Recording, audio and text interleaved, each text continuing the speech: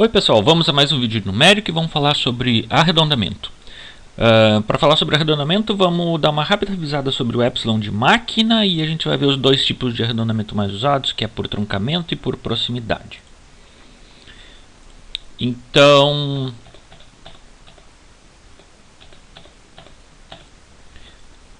o epsilon de máquina é definido como sendo o menor número que eu adiciono a 1, eu consigo um número diferente de 1. Vamos procurar isso aqui no Scilab, tentar achar quanto é que é o epsilon de máquina dele. Não simplesmente olhar a definição lá, que ele vai ter já esse número lá pré-definido, que dá o 2 na menos 52. Ok? Então, até para já tirar isso aqui da fila de tarefas aqui, se eu simplesmente digitar %eps, eu tenho ali o valor do epsilon de máquina que está pré-definido, ok? Mas eu quero chegar nesse número 2.22 vezes 10 na menos 16. Como é que eu chego nele? Eu pego o número 1 e somo um número bem pequeno nele, que consiga dar um resultado diferente de 1. Por exemplo, se eu somar 0.1, será que esse cara é o epsilon? Deu um número diferente de 1. Mas ele não é o epsilon, porque tem um número menor que ele que dá diferente de 1 também. Eu quero achar qual que é o menor número diferente de 1 que somado a 1 dá diferente de 1.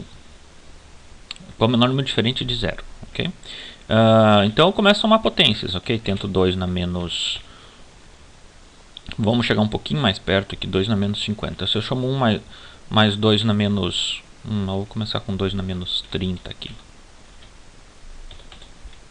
E pessoal, 2 na menos 30 não dá. Será que esse aqui é o cara é o epsilon? 2 na menos 10. 2 na menos 11. 13. 20. 21. 22. 23. 24. 25. Se eu somei 1 mais 2 na menos 24, deu diferente de 1. E 1 mais 2 na menos 25, isso aqui deu igual a 1. Então, me parece que 2 na menos 24 é o epsilon. Só que eu tenho que tomar cuidado com uma pequena coisa. Será que esse número 1 que ele está mostrando é o valor real dessa soma? Não, não é. Na verdade, ele guarda muito mais dígitos do que simplesmente esses 8 dígitos que ele está mostrando aqui. Então eu gostaria de ver mais dígitos nessa resposta. Então quanto é que dá 1 mais 2 na menos 25, na verdade? Para ver mais dígitos eu uso o comando format. Se vocês quiserem dar uma olhada no como é que ele funciona, coloquem help format e deem enter.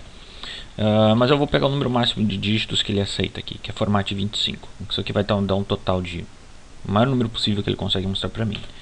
Se eu fizer a mesma conta ali, 1 mais 2 na menos 25, o que eu consigo agora? Então, agora eu consigo que ele me mostrou 1.0000 do 29. Então o que eu tenho aqui? Ele está escondendo um pouco essas respostas, porque ele está tentando mostrar com 8 dígitos, é 8? Com 8 dígitos, quanto é que é 1 mais 2 na menos 25. E com 8 dígitos ele não consegue mostrar isso. Então com 8 dígitos ele mostra até aqui, e aqui ele pega e de alguma maneira arredonda isso ou para cima ou para baixo, e com isso mostra para mim simplesmente 1, enquanto na verdade internamente ele tem que 1 mais 2 na menos 25 essa resposta enorme. Então 2 na menos 5 não é o epsilon. Então continuamos a procura do epsilon. Vamos pegar um número menor aqui. Agora vou chegar mais próximo para não demorar tanto. 1 mais 2 na menos 50 é o epsilon? Não, 2 na menos 50 não é. 2 na menos 51 não é. 2 na menos 52 talvez não. 2 na menos 53, agora sim. 1 mais 2 na menos 53. Esse aqui deu igual a 0, ou seja, esse 2 na menos 53 não afetou o valor do 1.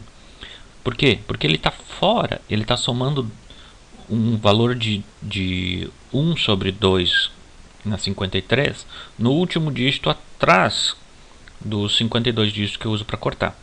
E quando eu faço o corte, o arredondamento por proximidade também, que a gente já vai ver o que é, ele acaba não afetando a resposta. Então, na verdade, quem é o epsilon? É o 2 na menos 52 mesmo, porque ele conseguiu mudar a resposta. O que isso aqui tem a ver com arredondamento? Vamos para o arredondamento, então.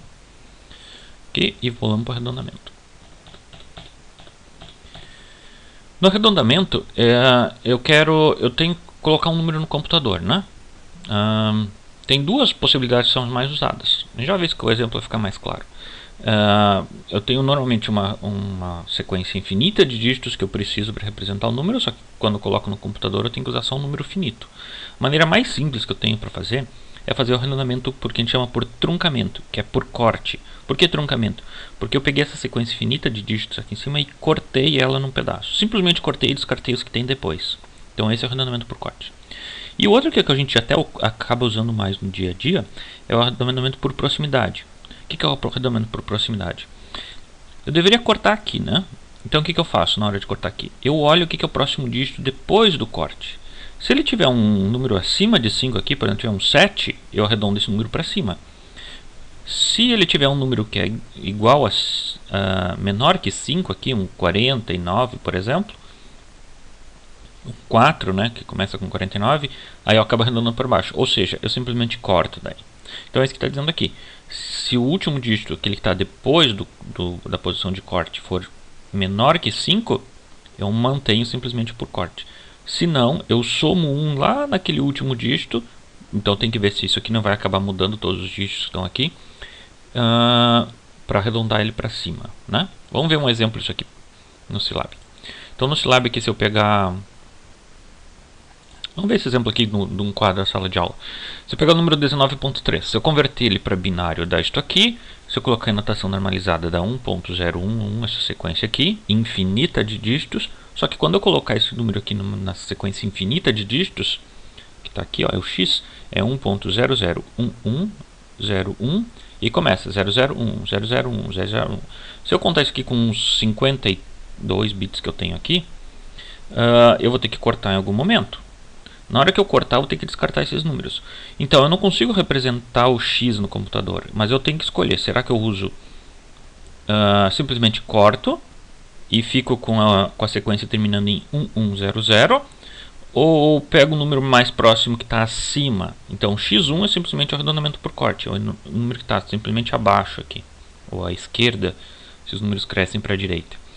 E x2 é o próximo número na sequência. Quem é o próximo número depois do número que termina em 1100? É o número 1101. Ok? Então eu tenho que escolher se eu arredondo o x usando o x1 ou o x2. Por corte eu vou pegar sempre o x1. Por proximidade, o que eu vou fazer? Eu vou decidir. Se o número estiver mais para a esquerda, eu uso o x1. Se estiver mais para a direita, eu uso o x2. Em binário, eu decido isso olhando o último dígito aqui. Se eu tiver 1 depois da posição de corte, se eu somar 1 aqui, significa que aqui fica um 0, vai 1 para... tem o vai 1 aqui para cima da soma, e isso acaba afetando a resposta aqui. Então, isso aqui é o equivalente a ter um 5 na última posição. Se tivesse um 5 em decimal, eu arredondaria para cima. Se tiver um 4 para baixo, eu simplesmente faço por corte. Em binário, se tiver um 1 aqui, eu arredondo para cima. Se tiver um 0, eu simplesmente mantenho. Vamos ver no Scilab agora, então. Uma pequena continha. Por exemplo, se eu pegar um número... Vamos ver se eu consigo um bom exemplo aqui. Quero fazer o número x igual a 4/3. Ok? Eu vejo de cara que ele não consegue guardar a resposta de 4/3. Eu poderia até tentar botar x igual a 1.333. Com quantos dígitos? O maior número possível. Enfio um monte de dígito aqui. Só que ele não guarda esse número aqui, não consegue com esse número infinito de dígitos. Ou, quer dizer, nem botei infinito, né? Só botei um número excessivo. Ele guarda, na verdade, esse número aqui, que vai até esse 3325. Então ele não consegue guardar esse x. Ele usa para isso, ele pega um número abaixo aqui, né? Então esse aqui é o equivalente naquele quadrinho que eu mostrei antes ao meu x1. Se esse aqui é o x1... Quem que é o número imediatamente depois do x1? O número imediatamente depois do x1 é pegar o x1 e somar somar um bit lá no último dígito significativo. Então eu vou arriscar aqui, que eu não sei exatamente qual que é o último dígito significativo. Vou somar 2 na menos 55, por exemplo. Será que eu consigo mexer no resultado dessa soma? Eu vejo que continua dando a mesma coisa. Então, não, isso aqui não afeta o resultado da soma. Então, será que é 2 na menos 54? Não. 2 na menos 53? 2 na menos 53. Então, se eu somo 2 na menos 53, deixa eu só recapitular aqui, eu consigo a sequência. X, que é o número que eu quero representar, é 1.333333. O número imediatamente anterior é este aqui, o x1. E o número que eu tenho depois é este aqui. Então eu tenho duas possibilidades. Ou eu guardo o x como sendo o x1, ou eu guardo o x como sendo o x2. Se for arredondamento por corte, o x vai ser simplesmente o x1 sempre. Porque é um número... E vai ser sempre um número menor aqui, se o número é positivo. E se for arredondamento por proximidade, é melhor usar x1 ou x2? Como é que eu descubro isso? Eu calculo o erro relativo aqui, ou até o absoluto aqui. Não, aqui com o absoluto eu já consigo descobrir isso. Quanto é que dá o valor absoluto de x menos x1?